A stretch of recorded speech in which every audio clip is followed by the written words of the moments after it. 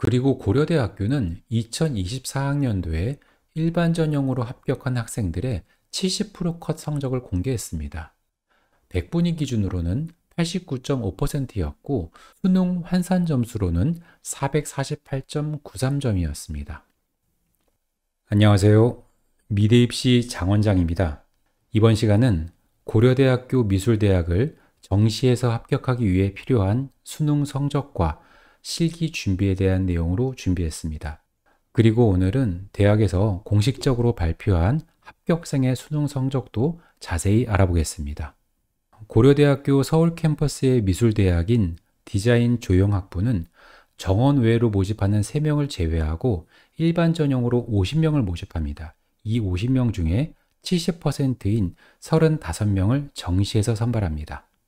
35명을 모집하는 일반 전형과 2명을 모집하는 농어촌 전형, 그리고 1명을 선발하는 사회 배려 전형 모두 수능 성적 70%와 실기 성적 30%를 반영해서 선발하게 되는데요. 수능 반영 비율은 국어 성적은 200점, 그리고 탐구 2과목은 160점으로 반영을 하고 영어는 감점, 한국사는 가점으로 반영을 합니다. 수능 활용 지표는 국어의 경우는 표준 점수를 반영하고요. 탐구는 100분위별 변환 표준 점수로 반영합니다. 고려대가 영어 성적을 감점으로 반영하다 보니 학생들 입장에서는 영어의 변별력이 크지 않다라고 생각하는 경우도 생각보다 많습니다. 하지만 한국사의 가점의 점수 차이와 수능 영어의 감점의 점수 차이를 보면은 눈에 띄게 크게 차이 나는 걸 알 수 있습니다. 한국사의 경우는 4등급을 기준으로 했을 때 5등급부터 0.2점씩 내려가지만 영어는 1등급을 기준으로 한 등급씩 내려갈 때마다 3점, 6점, 9점 이렇게 3점씩 감점을 하게 됩니다. 여기서의 3점이 수능 총점으로 환산했을 때는 매우 큰 점수 차이를 벌리게 됩니다. 수능 영어에 대한 중요성을 오늘 꼭 기억했으면 좋겠습니다.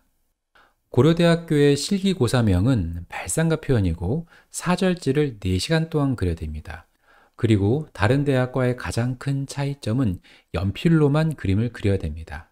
그리고 고려대학교는 2024학년도까지 정시 모집 요강에 실기고사의 채점 기준표를 공개해 왔습니다.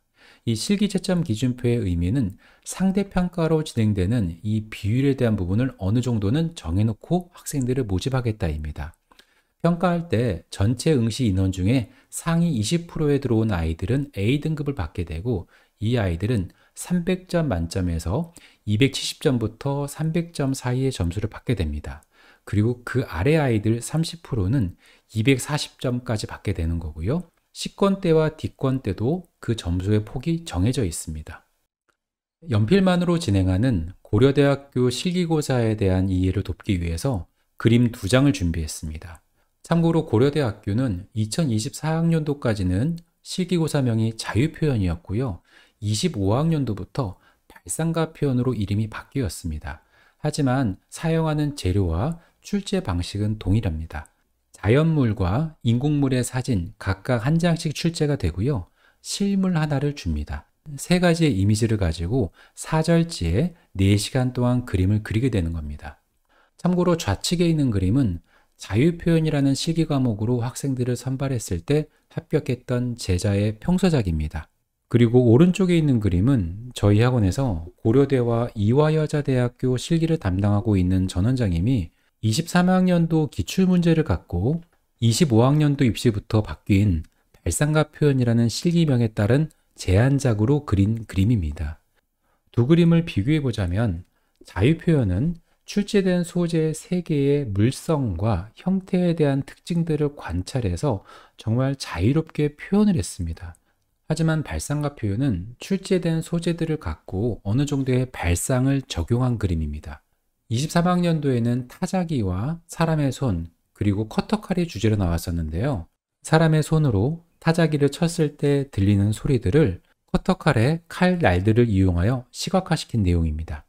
고려대학교가 기존 실기고사명인 자유표현에서 발상가 표현으로 바꾼 가장 큰 이유는 단순하게 묘사만으로 이루어진 그림보다는 어느 정도 학생들의 발상력을 함께 보겠다는 내용입니다. 물론 표현력도 매우 중요하죠. 아이들이 아무리 좋은 생각과 참신한 아이디어가 있어도 그게 보여지는 부분은 연필을 통한 표현력이 기반이 됐을 때 보여질 수 있습니다. 그리고 발상의 범위는 지금처럼 소리를 시각화시키는 것만이 정답은 절대 아닙니다. 출제된 소재들을 잘 관찰하고 각 소재들의 형태적 특징 또는 물성에 대한 부분들을 활용하여 새로운 형태를 만들 수도 있습니다. 또는 새로운 환경을 보여줄 수 있다라고 이해하시면 될 것 같습니다. 하지만 여기서 중요한 점은 어떻게 발상했느냐가 아니라 학생이 발상한 부분이 채점을 하는 교수님이 봤을 때 직관적으로 보여줄 수 있느냐는 겁니다. 이 부분이 매우 중요한 내용입니다. 최근 2년간의 경쟁률을 보면 일반 전형은 6.89대 1과 6.46대 1이었고요. 농어촌 전형은 4대 1, 3.5대 1이었습니다. 하지만 한 명을 선발하는 사회 배려자 전형은 24학년도에 8대 1로 매우 높았습니다. 그리고 고려대학교는 2024학년도에 일반 전형으로 합격한 학생들의 70% 컷 성적을 공개했습니다. 100분위 기준으로는 89.5%였고 수능 환산 점수로는 448.93점이었습니다.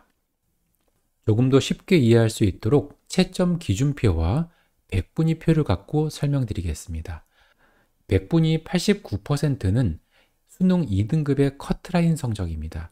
이 성적이 합격생의 70% 컷이었기 때문에 합격생의 평균 성적은 91% 또는 100분위 92%라고 이해하시면 좋을 것 같습니다.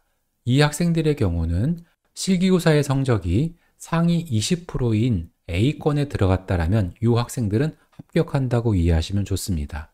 반대로 수능 성적이 조금 낮았던 85% 아이라면 이 아이가 A권대에서도 300점에 가까운 최고 점수를 받게 된다면 이 학생도 합격할 수 있습니다. 반대로 수능 성적이 97% 또는 98%에 육박하는 매우 높은 성적의 아이는 실기 점수가 B0선에 들어간다면 이 학생도 충분히 합격할 수 있습니다. 하지만 이 98% 이상의 성적을 받은 아이도 실기 점수가 B- 또는 C권대에 들어간다면 합격할 수가 없습니다. 오늘은 이해를 돕기 위해 100분위 성적으로 설명을 드리고 있는데요. 고려대학교의 경우는 정시 모집에서 점수를 반영할 때 표준 점수를 활용해서 점수를 환산합니다. 특히 수능 국어는 그해 출제되는 수능의 난이도에 따라서 표준 점수의 만점이 올라갈 수도 있고요, 내려갈 수도 있습니다. 그러다 보니 수능 국어의 출제 난이도가 쉬운 해에는 수능 점수의 격차가 줄어듭니다. 그렇게 되면 실기 점수의 변별력이 상대적으로 커집니다. 이런 경우는 실기 점수 만점으로 합격하는 학생의 성적이 내려갈 수도 있고요. 반대의 경우는 올라갈 수도 있습니다. 그리고 고려대학교는 탐구 영역보다 국어 영역의 반영 비율이 조금 더 높습니다.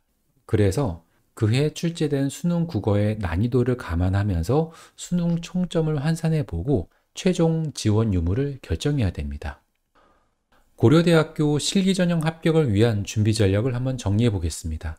수능의 경우는 국어와 탐구, 영어 모두 2등급 이내를 유지해야 되고요. 앞에서 말씀드린 것처럼 국어의 비중이 매우 큽니다. 그만큼 수능 국어 공부에 많은 시간을 투자해야 됩니다. 그리고 실기시험은 합격 여부를 결정합니다. 학생의 생각을 그림으로 표현하는 과정에서 채점하는 교수님이 그 그림을 봤을 때 직관적으로 학생의 발상력을 이해할 수 있도록 표현하는 게 매우 중요합니다. 그리고 주의사항으로는 고려대학교의 경우 수능 성적은 30% 그리고 실기 성적이 70%를 반영하다 보니까 일반 사람들이 봤을 때는 수능 성적이 거의 대부분을 차지한다고 오해할 수 있습니다. 이 부분이 정말 큰 오해입니다. 수능 모든 영역이 1등급 받은 학생도 실기 성적이 부족한 경우에는 불합격하는 경우가 생각보다 많습니다. 앞에서 말씀드린 것처럼 국어 영역은 표준 점수가 반영되다 보니까 그해 출제되는 난이도에 따라서 합격생들의 성적 범위가 바뀐다는 것, 이 부분도 꼭 기억하시면 좋을 것 같습니다. 오늘의 영상이 도움이 되셨다면 좋아요 버튼 부탁드리고요. 구독과 알림 설정을 하시면 제가 전해드리는 정보들을 가장 빠르게 만나실 수 있습니다. 오늘의 영상 여기서 마치도록 하겠습니다. 감사합니다.